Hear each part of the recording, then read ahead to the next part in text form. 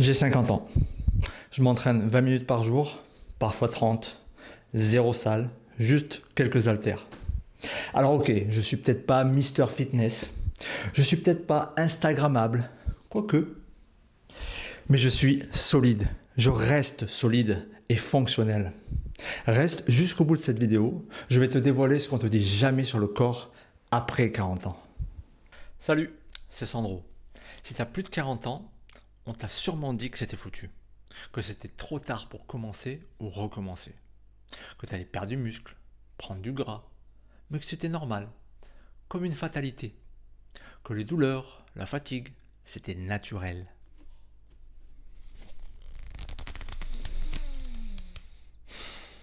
Alors oui, ton corps change après 40 ans, c'est vrai, mais il ne meurt pas, il demande juste à être traité différemment. Alors reste bien jusqu'au bout, car c'est exactement ce que je vais t'expliquer dans cette vidéo.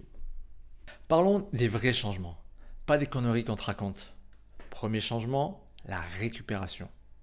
Quand tu as 25 ans, tu peux t'entraîner comme un bourrin, dormir 3 heures par nuit, manger n'importe quoi, ton corps encaisse.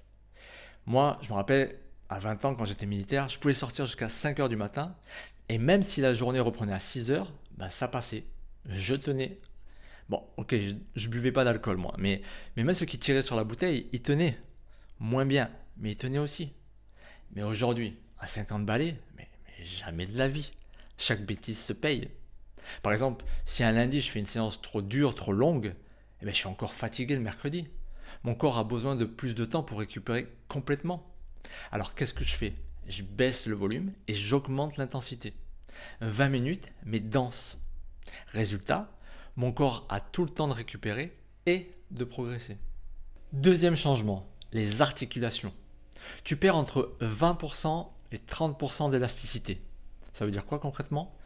Ça veut dire que si tu continues à t'entraîner comme un bourrin, avec de l'élan, de la triche, ça va finir par péter. Tu vois, le dos, l'épaule, le genou, pourquoi pas. C'est mathématique. Et je vous entends, vous là-bas. Ouais, je vous entends. Moi, je connais un gars, il s'entraîne 3 heures par jour, il met des charges super lourdes et il a bien plus de 50 ans. Je sais. Et heureusement que ça existe. C'est super. Mais ces hommes, ces femmes ont dédié leur vie à l'entraînement. Ils ont suivi une continuité qui paye aujourd'hui. Ils sont restés constants et ça fait toute la différence. Leur corps n'a jamais cessé de s'adapter. Mais toi, tu fais partie de ce groupe qui représente quoi? 3, 4, peut-être 5% de la population? Et je suis large. Si tu es là aujourd'hui, tu sais très bien pourquoi. C'est parce que tu veux une solution pour toi, pas pour le top 5%. Et la solution, c'est quoi? La solution, c'est le tempo lent, le contrôle total du mouvement. Pas de mouvement balancé, pas de rebond. Chaque répétition doit être contrôlée du début à la fin. Résultat, zéro blessure et une progression garantie, si tu es régulier. Troisième changement, le métabolisme. Aujourd'hui, tu consommes moins de calories au repos qu'à 25 ans. C'est comme ça, c'est physiologique. Mais rien ne t'empêche au jour le jour de créer une dette métabolique. Je m'explique. Quand tu t'entraînes intensément, en fait, ce que tu fais, c'est que tu détruis ton muscle, tu casses la fibre. Et donc ton corps, il doit rebâtir, reconstruire. Et ça demande de l'énergie, beaucoup d'énergie.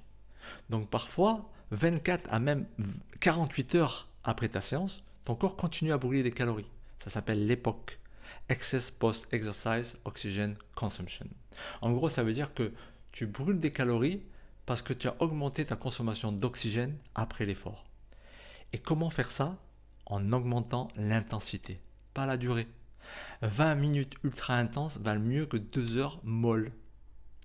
Mais aussi, il y a une deuxième solution, et qui va dans le même sens, c'est de préserver ou augmenter ta masse musculaire. Parce que le muscle brûle plus de calories et même au repos.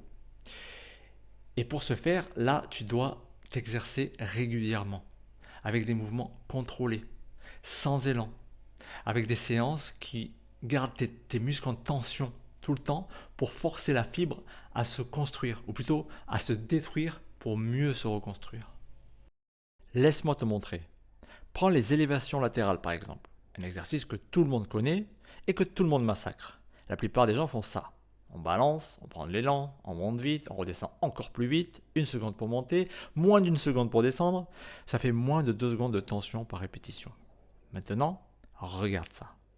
0 élan, 0 balancement, je contrôle le mouvement du début à la fin. 1, 2, 3, 4. 1, 2, 3, 4. Une seule répétition, 8 secondes de tension. C'est du tempo 4-4.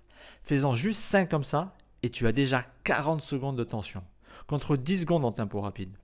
Même exercice, même charge, mais 4 fois plus de tension. Et tu vois, malgré le peu de charge, c'est difficile. Et je peux te dire que mes épaules brûlent. Elles brûlent bien même. C'est ça le cross tempo. Pourquoi ça marche? Parce que le muscle progresse sous tension et pas juste en augmentant la charge. Plus tu gardes ton muscle sous tension et plus tu recrutes de fibres musculaires.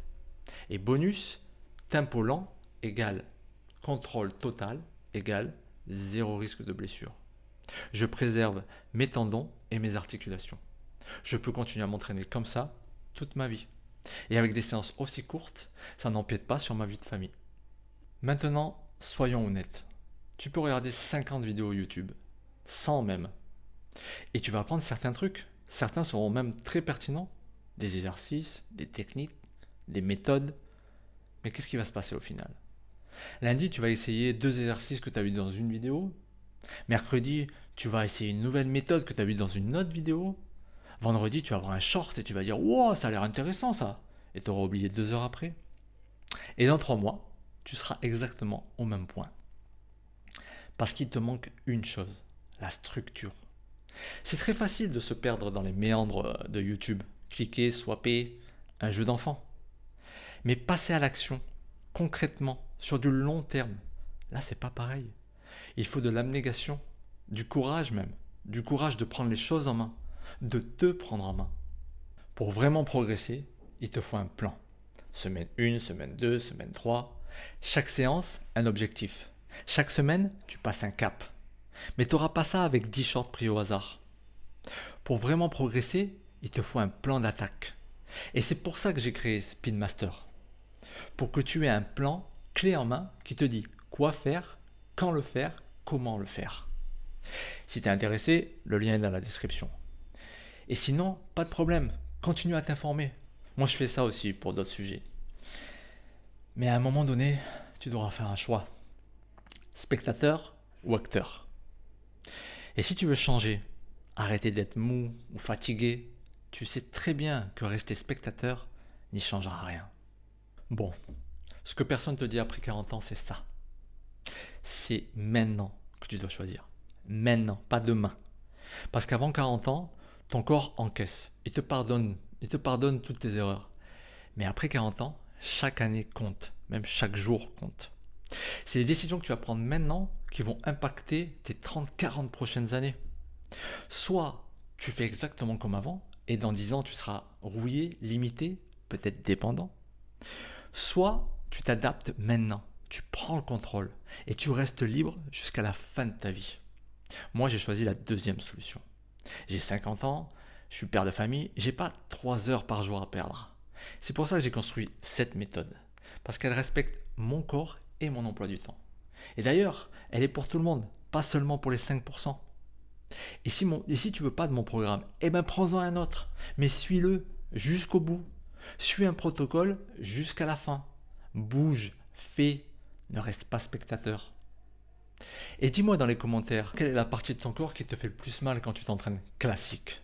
Ça me donnera des idées pour les prochaines vidéos. Et en attendant, bouge-toi. Ciao.